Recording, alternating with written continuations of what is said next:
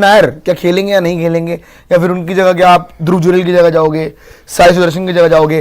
Plus देखो अभी ऋषभ पंत पे भी सस्पेंस जारी है, डिस्कशन तो काफी है, ऋषभ पंत पे भी सस्पेंस जारी है, बिल्कुल जारी है। आप बताइए, मैं आपसे अपने आप से झूठ बोल रहा था? नहीं, आप झूठ नहीं बोल रहे थे, इम्पोर्टेंट की बात हो रही थी, महत्वपूर्णता नहीं है, की आपको बात लग हो रहा है? रही थी कि कितनी इम्पोर्टेंट खबर है। खैर उस पर तो छोड़ देते हैं कि क्या महत्वपूर्ण है क्या महत्वपूर्ण नहीं है, लेकिन ये डेफिनेटली ज़रूर महत्वपूर्ण है कि जो प्लेइंग 11 में कितने चेंजेस होंगे। क्योंकि जैसे आपने बताया अंशुल कंबोज, देखो कंबोज को बुलाया गया है बैकअप के तौर पर, क्योंकि आकाशदीप इंजर्ड हैं, उनको बैक का कोई नहीं, क्या है वहां पे, कुछ नहीं है बताया जा रहा है। अच्छा, उसके अलावा अगर आप देख लें अर्शदीप सिंह ऑलरेडी ओ सर हो गए।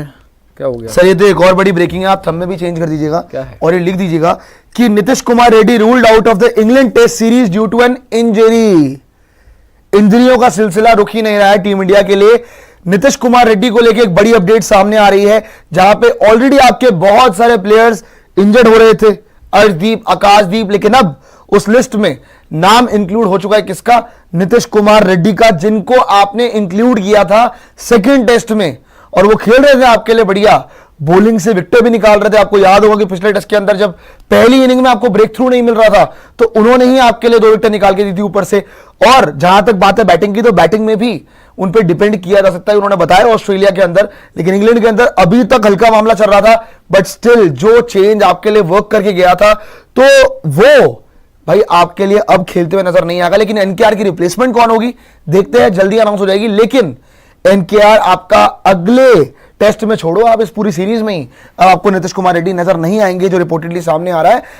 इसमें एक और बात कर लेते जी कि नीतीश कुमार रेड्डी अगर बाहर हो रहे हैं, तो इसका मतलब अगले मैच में आपकी टीम में एक और चेंज हो रहा है, शार्दुल ठाकुर भी आपके प्लेइंग 11 में इंक्लूड हो जाएंगे, क्योंकि ये लाइक टू लाइक रिप्लेसमेंट ही है। अगर नीतीश कुमार रेड्डी बाहर होंगे तो शार्दुल ठाकुर इन होंगे। शार्दुल ठाकुर भी बॉलिंग से इफेक्टिव है, शार्दुल ठाकुर भी बैटिंग से इफेक्टिव है, लेकिन आपने पहला मैच खिला के शार्दुल को बाहर कर दिया था। तो ये आपको फैसले लेने पड़ रहे हैं, ये ऐसा नहीं कि हार्श कॉल आप ले रहे हैं, इसमें यह है कि आपकी मजबूरी आ गई, अब सीधी सीधी बात है, अब आप फंस गए हो। तो नीतीश कुमार रेड्डी की रिप्लेसमेंट कौन होगा? शार्दुल ठाकुर होगा प्लेइंग 11 के अंदर। लेकिन अगर आप बात करते हो ना कि क्यों आपके लिए अगला टेस्ट एक खतरा साबित हो सकता है, चेंजेस कितने सारे हो रहे हैं इस इंपॉर्टेंट टेस्ट से पहले। एक तो इंडिया के लिए डू और डाई मैच, उस डू और डाई मैच से पहले कौन कौन इंजर्ड हो गया? आकाशदीप इंजर्ड हो गया, अर्शदीप इंजर्ड हो गया, अर्शदीप का तो बॉलिंग हैंड इंजर्ड हो गया भाई, सीधी सीधी बात है, और पता भी नहीं आगे खेलेगा नहीं खेलेगा। आकाशदीप का भी नहीं पता, अभी 4th टेस्ट का अपडेट है, वो आगे फिट होगा या नहीं होगा पता नहीं आपको। प्रसिद्ध कृष्णा पे आप डिपेंड कर सकते हो नहीं। अंशुल कांबोज आ गया है, नया बॉलर है, देखते हैं कैसा करता है, वो भी डू और डाई मैच के अंदर अगर खेलता है तो वैसे तो खेलेगा जितना लग रहा है। और नीतीश कुमार रेड्डी का भी अब नाम ऐड हो गया है। तो अब आप करेंगे तो क्या करेंगे समझ नहीं आ रहा है, लेकिन मुसीबतें सिर्फ बढ़ती जा रही हैं कोबरा जी। नहीं देखो, ये तो बहुत बड़ी ब्रेकिंग है एक तरीके से, क्योंकि नीतीश रेड्डी ने बैटिंग से वो कंट्रीब्यूशन भले ही ना दी हो अब तक, लेकिन रेड्डी ने बॉलिंग से कंट्रीब्यूशन दी थी इस 3rd टेस्ट मैच में। लॉर्ड टेस्ट मैच में क्रॉली को आउट किया था दोनों इनिंग्स में, और पहली इनिंग्स में तो मेरे ख्याल से शुरुआती 2 विकेट जो है वो रेड्डी ने ही निकाली थी। So it's a big setback for Indian team, because आपका एक इनफॉर्म प्लेयर, ठीक है बैटिंग से वो रन नहीं आए, लेकिन बॉलिंग से कंट्रीब्यूशन नीतीश कुमार रेड्डी की रही है। अब मैं ये जानने को उत्सुक हूं कि क्या इंजरी उनको हुई है, क्या इंजरी, किस इंजरी के कारण नीतीश रेड्डी जो है वो बची हुई सीरीज से ही बाहर हो गए। देखिए आकाशदीप सीरीज से बाहर नहीं हुआ, अर्शदीप के बारे में भी जो न्यूज आई थी वो यही थी कि भाई 4थे टेस्ट मैच से रूल्ड आउट है, तो कोई मेजर इंजरी ही हुई होगी नीतीश कुमार रेड्डी को, जिसकी वजह से अगले 2 टेस्ट मैच से ही उन्हें सीधे बाहर कर दिया और वो बची हुई सीरीज से ही रूल्ड आउट हो गए हैं। और ऑब्वियसली एक और बड़ी इंपॉर्टेंट चीज है, अब आप कितने चेंजेस करोगे। रेड्डी, चलो रेड्डी बाहर जाएंगे तो like to like replacement you have Shardul Thakur, Shardul comes in, Reddy out due to injury, ये तो होना ही होना है। उधर अंशुल कंबोज की जो बातें हो रही हैं कि जी कंबोज आ जाएंगे, प्रसिद्ध को अभी जगह नहीं मिलेगी, साथ में ऋषभ पंत को लेकर अभी अभी क्वेश्चन मार्क है, ऋषभ की फिटनेस को लेकर भी, इज ऋषभ फिट और नॉट, क्या वो 4था टेस्ट मैच खेलेंगे नहीं खेलेंगे। और ऊपर से सबसे इंपॉर्टेंट चीज कि ये टेस्ट मैच आपके लिए डू और डाई गेम है। ऑलरेडी आप सीरीज में 2-1 से पीछे हो, जबकि आपने मेजरली ज्यादातर आपने डोमिनेट किया है 15 दिन की टेस्ट क्रिकेट में, बट बावजूद उसके स्कोर लाइन, जब क्रंच मूवमेंट थे, जब आपको मैच जीतना था, बावजूद उसके आप 2-1 से पीछे हो। और ये अब डू और डाई गेम है। इस डू और डाई गेम में अगर आप नहीं जीत पाए इंजरी के कारण, आप अगर 100% अपनी टीम नहीं खिला पाए तो आप सीरीज हार जाओगे, सिंपल। वो इंग्लैंड जो है वो सीरीज में ऑलरेडी आ गया और वो फिर सीरीज जीत जाएंगे, 3 मैच जीत जाएंगे। और तब आपको याद आएगा कि आपको लॉर्ड टेस्ट में जीतना चाहिए था, 192 आपको चेज करने चाहिए थे, रविंद्र जडेजा के साथ किसी को वहां पर खड़ा होना चाहिए था। अब आपको कहीं ना कहीं ये रियलाइज हो रहा होगा ना भाई, अब इतने सारे चेंजेस होने वाले हैं, इंजरी हो गई, आकाशदीप इंजर्ड हो गए, नीतीश रेड्डी इंजर्ड हो गए, अब टीम में शार्दुल आएंगे, बैलेंस बिगड़ेगा, टीम में अपना अंशुल कंबोज को अगर आप खिलाते हो या उनकी जगह प्रसिद्ध को आप खिलाते हो, थर्ड पेसर जो भी अर्जी हो, प्रसिद्ध की भी कोई खास परफॉर्मेंस तो नहीं थी शुरू के 2 मैच में, कंबोज आते ही वो कोई 5 या 10 विकेट तो नहीं ले जाएगा। तो अब आपको वो रियलाइज हो रहा होगा कहीं ना कहीं गौतम गंभीर एंड कंपनी को, शुभमन गिल को एज कैप्टन, के लॉर्ड टेस्ट में जीतना कितना जरूरी था।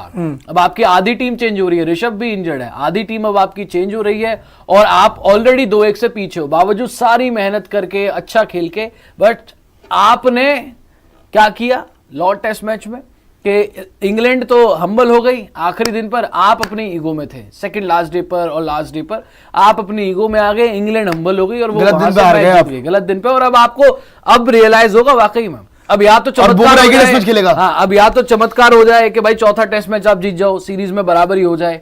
और ये भी तो गारंटी नहीं है कि भाई बुमराह, हालांकि कह चुके हैं कि बुमराह खेलेंगे चौथा टेस्ट मैच, बुमराह के साथ तो आप हार ही रहे हो। तो बुरी तरीके से ये जो चक्रव्यूह में अब टीम इंडिया फंसी है ना भाई यहाँ पर, क्योंकि बुमराह तो सारी मेहनत कर रहा है, हमने वो ओवर भी देखे, बुमराह ने तो 5 लेके 2 5 ले चुके हैं अपनी कमर में, क्या कहते हैं, पूरा जोर लगा रहे हैं जसप्रीत बुमराह, लेकिन मैच उनको वो विनिंग टीम में आ ही नहीं पा रहे। आज जीतते हो तो बुमराह के बिना जीतते हो, जब बुमराह के साथ एक बात बताओ आपको, सारे पीछे जाते हैं। तो अब वाकई में आपको रियलाइज हो रहा होगा कि लॉर्ड टेस्ट में जीतना कितना जरूरी इंडिया के लिए। अब ये सीरीज भारी है, अब कुछ भी हो सकता है। इसका कारण ये है कि बुमराह जो हैं वो आपका एक टेस्ट और खेलेंगे, ठीक है जी, अब एक टेस्ट और खेलेंगे, इसका मतलब क्या है जी, आखिरी टेस्ट में क्या होगा। आकाशदीप का मामला 50-50, आपको नहीं पता आकाशदीप फिट होगा या नहीं होगा। अर्शदीप का बॉलिंग हैंड ही इंजर्ड है, तो अर्शदीप फिट हो पाएंगे या नहीं आखिरी टेस्ट तक, एक बड़ा सवाल है। तो आप मुझे एक बात बताइए, क्या आखिरी टेस्ट में आपका बॉलिंग अटैक ये होगा, प्रसिद्ध कृष्णा, मोहम्मद सिराज और अंशुल कांबोज, इस बॉलिंग अटैक के साथ जीतना is to be honest very difficult भाई, बहुत डिफिकल्ट है। अगर आप सोच रहे कि बुमराह के बिना ये आपका बॉलिंग अटैक होगा तो आप बुरी तरह फंस सकते हो भाई। मतलब ये समझ नहीं आएगा कि आपको फिर क्या करना है, आप बिल्कुल ही हैरान हो जाओगे फिर। सो कोबरा ये 5th टेस्ट में आप क्या इस बॉलिंग अटैक के साथ जाओगे, अगर आपको लग रहा है तो? नहीं, आपको बताया अब ये 1 सेकंड नहीं, आप क्या बोल रहे हैं?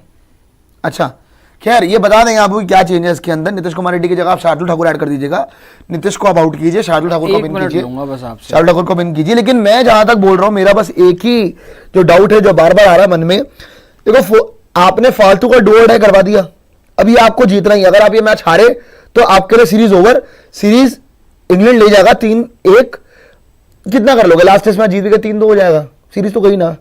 WTC के पर्सपेक्टिव से तो आपने बेड़ा करा लिया, अगर यहां आ रहे तो और नीचे जाओगे, और दिक्कतें बढ़ेंगी। अब मेन बात यह है यहाँ पे कि आप जीती जीता सीरीज तो आपने फंस गए हो आप। आपके साथ हो क्या गया है, आपके दिमाग में प्रेशर इतना आ गया है कि समझ नहीं आ रहा है आपको कि लास्ट टेस्ट मैच के अंदर आप क्या करोगे। लास्ट टेस्ट छोड़ो, अगले टेस्ट मैच के अंदर आपकी टीम में 2 चेंजेस तो ऑलरेडी पक्के दिख रहे हैं, अंशुल कंबोज आ रहा है, शार्दुल ठाकुर आ रहा है। अब उसमें क्या करुण नायर बाहर होंगे, पता नहीं कौन बाहर होगा। सो गौतम गंभीर एंड कंपनी ये बहुत बड़े एक चक्रव्यूह में फंस चुके हैं। और मेरे ख्याल से ये सारा का सारा मूवमेंट लग रहा है ग्रो सम बॉल्स के बाद जो चेंज हुआ है ना भाई, जब से शुभमन गिल ने ग्रो सम बॉल्स बोला है तब से रिजल्ट हमारे अगेंस्ट जा रहे हैं, किस्मत हमारे अगेंस्ट जा रही है, प्लेयर इंजर्ड हो जा रहे हैं। तो ये ग्रो सम बॉल्स बोलना तो हमें भारी पड़ गया भाई, नो डाउट। मतलब शुभमन गिल का पंगा लेना इंडिया को भारी पड़ गया है, पूरी टीम को भारी पड़ गया है।